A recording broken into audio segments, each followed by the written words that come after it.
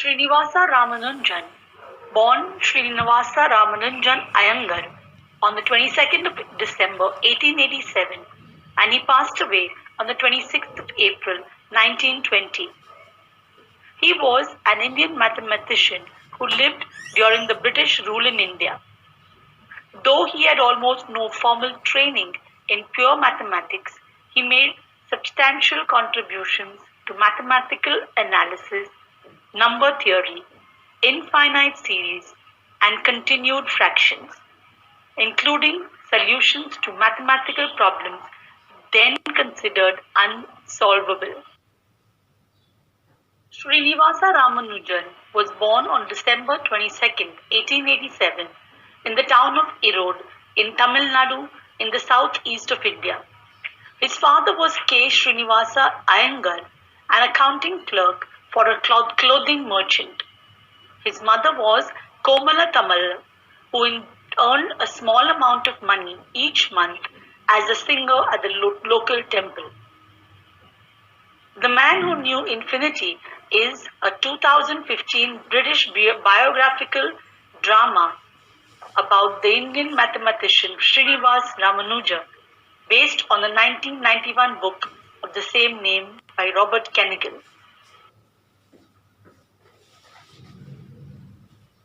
Ramanujan. One morning early in 1913, Hardy found among the letters on his breakfast table a large untidy envelope decorated with Indian stamps. When he opened it, he found sheets of paper by no means clean, on which, in a non-English script, were line after line of symbols. Hardy glanced at them without enthusiasm.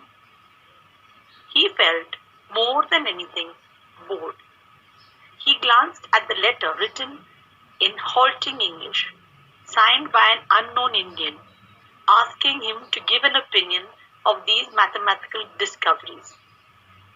The script appeared to consist of theorems, most of them wild or fantastic looking, one or two already well known, laid out as though they were original. There were no proofs of any kind. Hardy was not only bored, but also irritated. It seemed like a curious kind of fraud. He put the manuscripts aside and went on with his day's routine.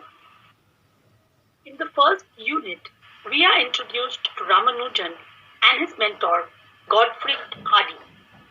The unit begins with Mr. Hardy receiving a sort of tardy, untidy envelope, all adorned with stamps. Hardy lacks enthusiasm or an excited interest or eagerness. He looks at the manuscript, which is a handwritten document. The envelope contained a manuscript of theorems, some well known, and others worth giving a second look to.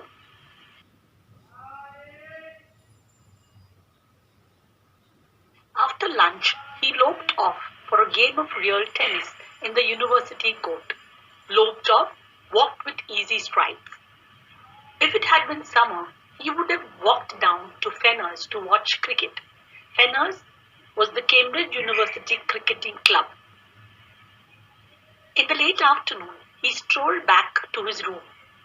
That particular day, though while the timetable wasn't altered, internally things were not going according to plan. Altered, changed. At the back of his mind, getting in the way of his complete pleasure in his game, the Indian manuscript nagged away. Nagged away caused persistent or continuous thoughts. Wild theorems. Theorems such as he had never seen before or imagined. A fraud of genius. Genius is someone possessing high intelligence. A question was forming itself with epigrammatic clarity. Is a fraud of genius more probable than an unknown mathematician of genius? Clearly the answer was no. Back in his rooms in Trinity, he had another look at the script. He sent word to Littlewood, not probably by messenger, certainly not by telephone, for which, like all mechanical contrivances, like including fountain pens, he had a deep distress, that they must have a discussion after hall. The effect of receiving the manuscript had a disturbing effect on Mr. Hardy. He couldn't get it out of his mind, causing him to have persistent thoughts or continuously being reminded that the document required some attention. With this in mind, he sends word to Dr. J. E. Littlewood to meet him in the dining hall after dinner. Before midnight, they knew for certain, the writer of these manuscripts was a man of genius. That was as much as they could judge that night. It was only later that Hardy decided that Ramanuja was, in terms of natural mathematical genius, in the class of Gauss and Euler, but that he could not expect because of the defects of his education and because he had come on the scene too late in the line of mathematical history to make a contribution on the same scale. The following day, Hardy went into action. Ramanuja must be brought to England, Hardy decided. Money was not a major problem. Trinity had usually been good at supporting unorthodox talent. The college had been the same for Kapitsa a few years later. Once Hardy was determined no human agency could have stopped Ramanujan, but they needed certain amount of help from a superhuman one. Ramanujan turned out to be a poor clerk in Madras, living with his wife on 20 pounds a year. He was usually strict about his religious observances, with a mother who was even stricter. In Unit 3, on further investigation, Littlewood and Hardy concluded that this was truly genius, someone possessing extraordinary intelligence, and Hardy placed him in the class of Gauss and Euler, two great mathematicians. Hardy was determined to do something, and he decided to bring Ramanujan to England. It would not be difficult, as Trinity College of the Cambridge University always supported unconventional and unusual talent. Ramanujan was from humble beginnings. He lived in Chennai and was a poor clerk, and it was impossible that he would break the bank and travel across the oceans.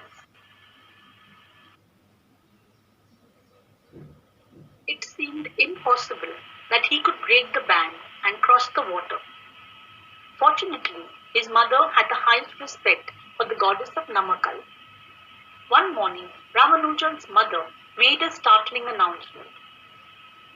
She had a dream the previous night in which she saw her son seated in a big hall among a group of Europeans, and the goddess of Namakkal had commanded her not to stand in the way of her son fulfilling his life's purpose.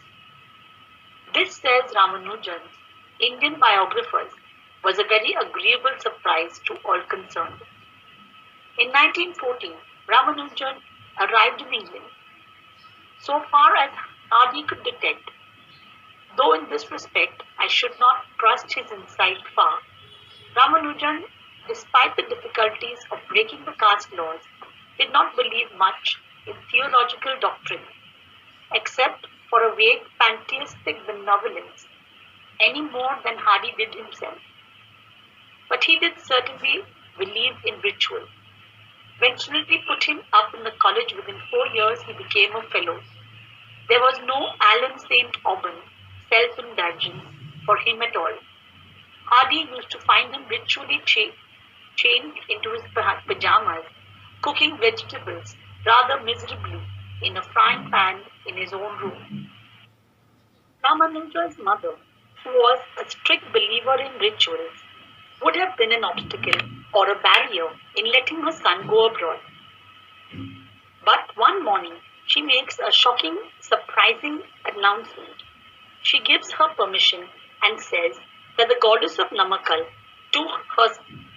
she herself gives her blessings to Ramanujan to fulfill his life's purpose.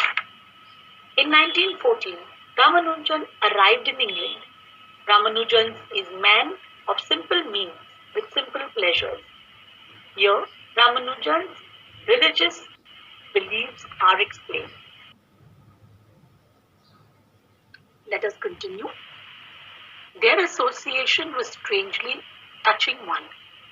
Hardy did not forget that he was in the presence of a genius, but genius that was, even in mathematics, almost untrained. Ramanujan had not been able to enter Madras University because he could not matriculate in English. According to Hardy's report, he was always amiable and good-natured. But no doubt he sometimes found Hardy's conversation outside mathematics more than a little baffling strange. He seems to have listened with a patient smile on his good, friendly, homely face. Even inside mathematics, they had to come to terms with the difference in their education. Ramanujan was self-taught. He knew nothing of a modern rigor. In a sense, he didn't know what a proof was. In an uncharacteristically sentimental moment, Hardy once wrote that if he had been better educated, he would have been less Ramanujan. Coming back to his ironic senses, Hardy later corrected himself and said that the statement was nonsense. Hardy regarded Ramanujan as an untrained genius. Ramanujan's love for or affection for mathematics made him overlook all other subjects, and he could not enter Madras University because he could not matriculate in English. Hardy's opinion of Ramanujan was that he was pleasant and friendly. He was self-taught and knew nothing of what a proof was, nor of the harsh reality of modernity. If Ramanujan had been better educated, he would have been even more wonderful than he was. In fact, Hardy was obliged to teach him some formal mathematics, as though Ramanujan had been a scholarship candidate at Winchester. Hardy said that this was the most singular experience of his life. What did modern mathematics look like to someone who had the deepest insight, but who had literally never heard of most of it? It is good to remember that England gave Ramanujan such honours as were possible. The Royal Society elected him a fellow at the age of 30, which even for a mathematician is very young. Trinity also elected him a fellow in the same year. He was the first Indian to be given either of these distinctions. He was amiably grateful, but he soon became ill. Hardy used to visit him as he lay dying in hospital at Putney. It was on one such visit that there happened the incident of the taxi cab number. Hardy had gone out to Putney by taxi as usual, his chosen method of conveyance. In this unit, we see that Ramanujan is inexperienced. Hardy took it upon himself to teach Ramanujan formal mathematics. It was difficult, especially as Ramanujan was a genius in mathematics who had not heard about many of the theorems and equations, since he did not have any formal education in that field. At the tender age of 30, Ramanujan was bestowed upon the title of Fellow by both the Royal Society and Trinity College. The weather conditions in England were not suitable for Ramanujan, and he soon became ill. Hardy used to visit Ramanujan while he was in hospital at Putney. Hardy went into the room where Ramanuja was lying. Hardy, always clumsy about introducing a conversation, said, probably without a greeting, and certainly as his first remark, the number of my taxi cab was 1729. It seemed to me rather a dull number, to which Ramanujan replied, "No, Hardy, it is a very interesting number. It is the smallest number expressible as the sum of two cubes in two different ways." It was difficult in wartime to move Ramanujan to a kinder climate. He died of tuberculosis back in Madras 2 years after the war. As Hardy wrote in the apology, his roll call of mathematicians, Galois died at 21, Abel at 27, Ramanujan at 33, Riemann at 40. I do not know an instance of the major mathematical advance initiated by a man past 50. In this last unit, we are enlightened about the Hardy-Ramanujan number 1729. It was Hardy who always found it strange and awkward to start a conversation, who remarked about the number 1729, to which Ramanujan replied, "It is actually a very interesting number, as it is the smallest number expressible as the sum of two cubes in two different ways." Ramanuja's health deteriorated, and it was impossible to move him to a more kinder climate. Ramanujan died of tuberculosis in Madras in 1920, 2 years after the war. Hardy makes mention of the many great mathematicians who passed away very young, before the age of 50.